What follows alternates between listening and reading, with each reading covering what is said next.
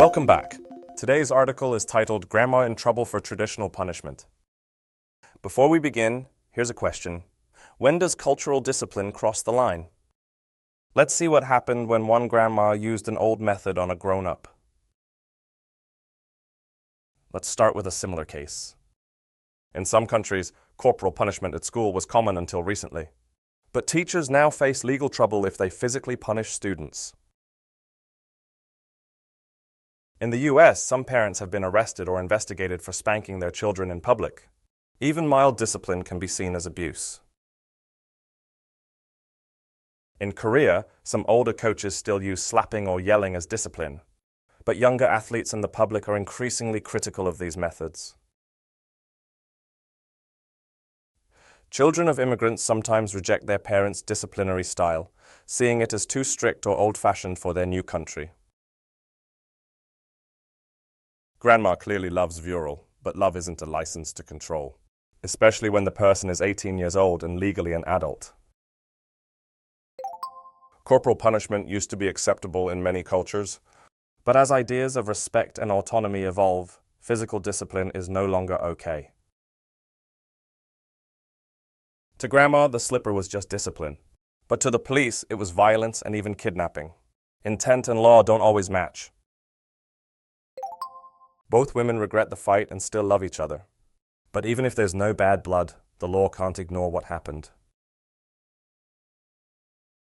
Maybe it's time to retire La Chancla and its cultural siblings for good. Love and respect work better than slippers and yelling. Perhaps La Chancla belongs in cultural history, not modern parenting. Funny to remember, but not to repeat.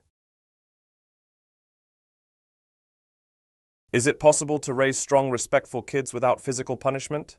How should tradition evolve? Let's discuss. Now let's take a look at two useful expressions from the article that help us talk about cultural sayings and add extra ideas to what we say. Let's look at two key expressions. Number one is, there's an old saying that. This expression helps give authority or humor to your comment by referencing common wisdom. Let's take a look at the examples. In the first example, it warns people not to make decisions late at night. In the second example, too many people involved can make things worse. Next is for that matter. You use it to extend a point by including another item that fits the same idea. Let's take a look at the examples. In the first example, it adds another example to support the same idea. In the second example, it emphasizes both animals are better than people, in the speaker's view. Now let's review 3 vocabulary words from the article that help us talk about discipline, body parts, and social reactions. The word collarbone. It's used when describing upper body injuries or body features, often visible in fashion or tattoos. In the example, it specifies the location of the tattoo. Overprotective. This describes parents or guardians who limit independence out of fear. In the example, it describes overly controlling behavior. Smack. It's often used to describe physical punishment, especially from adults to children. In the example, it shows a quick punishment to prevent danger. That's it for today.